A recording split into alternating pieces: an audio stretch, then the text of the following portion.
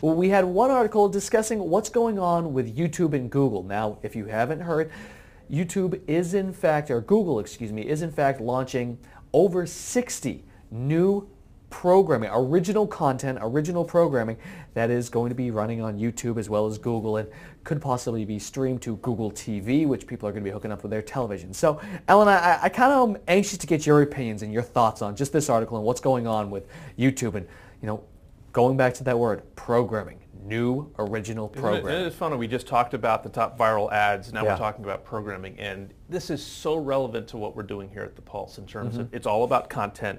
Content creates community.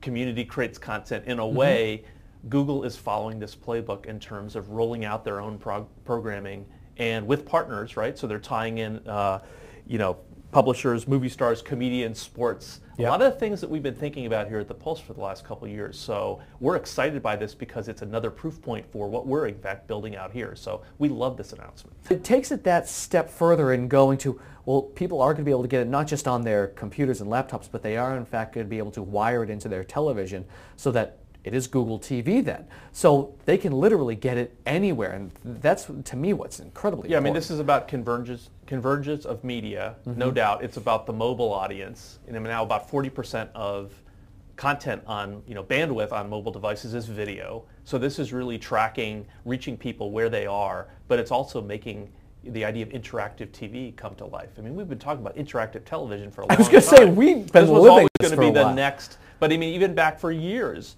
they were talking about, that being the wave of the future. 15-ish years ago, I used to be at the old GTE. They did interactive TV pilot absolutely. down in Tampa. So we've been talking about the notion of interactive television for a couple decades. I think what's really happening now is sort of the next generation version of that, but it's happening because of convergence. It's happening because consumers are demanding this. And oh, by the way, at the end of the day, it still is about good content. So wherever you're consuming that content, it's still about the best content.